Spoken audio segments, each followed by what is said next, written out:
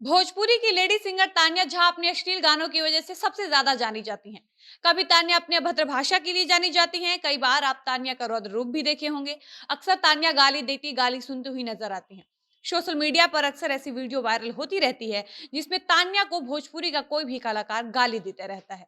इसके बाद तान्या झा लाइव आती हैं और भोजपुरी के उन तमाम कलाकारों को गाली देती हैं। ये सच है कि तान्या झा बहुत अश्लील गाने गाते हैं और तान्या खुद इस बात को एक्सेप्ट करती हैं कि वो सबसे ज्यादा अश्लील गाने गाती हैं। और इससे भी बड़ी सच ये है कि तान्या ये मानती हैं कि वो अभद्र भाषा का भी प्रयोग करती हैं।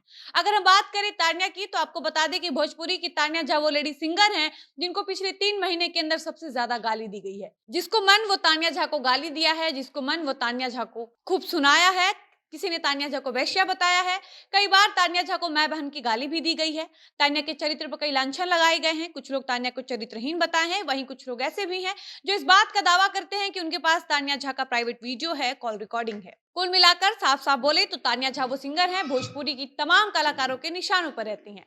अपने गाने और अपनी भाषा की वजह से हमेशा ही टारगेट की जाती हैं और अपने अश्लील गानों की वजह से हमेशा विवाद में बनी रहती हैं।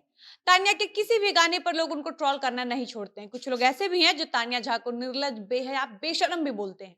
वहीं कई बार लोग तान्या को बेबाक और निडर भी बोलते हैं। यानी तान्या अपनी बेबाकी, निडरता, अपनी बोल्डनेस के लिए भी जानी जाती हैं। ये तो हम सब जानते हैं कि तान्या झा बेखौफ बोलती हैं, लेकिन आज की वीडियो में हम आपको बताएंगे कि आखिर तान्या इतनी हार्ड क्यों है। हम आपको बताएंगे कि तान्या झा हमेशा अभद्र भाषा का प्रयोग क्यों करती हैं। हम आपको बताएंगे कि तान्या जो कैमरे के सामने दिखती हैं, उसी तान्या का व्यक्तित्व कैमरे के पीछे बिल्कुल अलग है। ऊपर से हार्ड दिखने वाली तान्या अंदर से बिल्कुल सॉफ्ट हार्टेड यानी नरम दिल की है। आज की इस वीडियो में हम आपको तान्या झा के संघर्ष की वो कहानी बताएंगे जो शायद आप लोग नहीं जानते होंगे। तो चलिए आज की इस वीडियो में हम आपको तान्या झा के कुछ अनछुए पहलुओं को बताते हैं। लेकिन उससे पहले नमस्कार, मेरा नाम है डॉली पांडे, मेरे साथ हैं कैमरामैन विशाल और आप देख रहे हैं झमाझम भोजपुरी। आपको पर्दे के सामने दिखने वाले कलाकार की कहानी काफी अच्छी लगती है, लेकिन क्या आप कभी सोचते हैं कि उनकी पर्दे के पीछे की कहानी क्या होती है? पर्दे के पीछे का उनका संघर्ष कैसा होता है? अपनी गायकी, अपनी अभिनय और अपने कला से जो लोग आपको एंटरटेन करते हैं, उनके संघर्ष की कहानी जानकर आपकी आंख से आंसू आ जाएगा। आज हम आपको सिंगर तान्या झा की वो कहानी सुनाएंगे जिसको सुनने के बाद शायद आप रो देंगे। हम बात कर रहे हैं उसी तान्या झा के बारे में जिसको पढ़ाई से ज्यादा संगीत में रुचि है। तान्या अपने एक निजी इंटरव्यू में बताती हैं कि उनको अपने स्कूल में जब भी गाना गाने का मौका मिलता था, सिंगर तान्या कभी ऐसे मौके को नहीं छोड़ना चाहती थी। उसके बाद तान्या बताती हैं कि पढ़ाई में मन नहीं लगने की वजह से तान्या 12वीं में फेल हो जाती हैं। उसके बाद तान्या के घर वाले नाराज हो जाते हैं और तान्या के पास विकल्प रखते हैं जिसमें तान्या को घर या संगीत में से कोई एक चुनना होता है। तान्या बताती हैं कि वो बिना कुछ सोचे समझे संगीत चुन लेती हैं।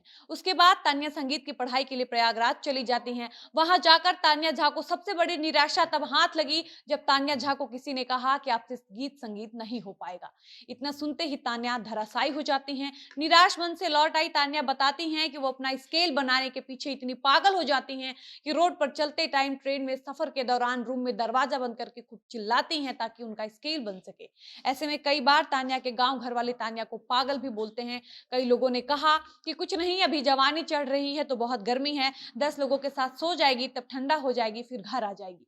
तान्या आगे बताती हैं कि ये सब सुनकर तान्या कलप जाती थी, मन का चोट जाता था और उस दिन का इंतजार करती थी जब तान्या अपनी मंजिल पाकर लोगों के मुंह पर तमाचा मार सके। सिंगर तान्या झा के साथ ये सब तब हो रहा था जब तान्या ने ये डिसाइड कर लिया था कि उनको संगीत में ही अपना करियर बनाना है। खैर, ये सब चल ही रहा था कि तान्या को एक दिन अचानक उनके घर से 11 बजे रात को सिर्फ इसलिए निकाल दिया गया क्योंकि तान्या के घर वाले ये मान लिए थे कि तान्या से अब पढ़ाई लिखाई नहीं होगा।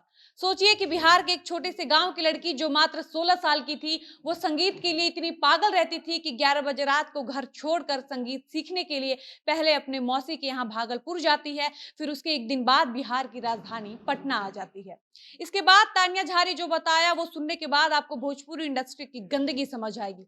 तान्या बताती हैं कि पटना में तान्या को एक लड़की के साथ रखा जाता है और कहा जाता है कि तान्या तुमको थोड़ा कॉम्प्रोमाइज और मैनेज करना होगा, वरना तुम्हारे पीछे कोई पैसा क्यों लगाएगा। 16 साल की तान्या को तब बिल्कुल नहीं समझ आता है कि कॉम्प्रोमाइज का मतलब क्या होता है। और आपको बता दें कि तान्या से समझौता कराने वाला आदमी तान्या के पापा का उम्र का था।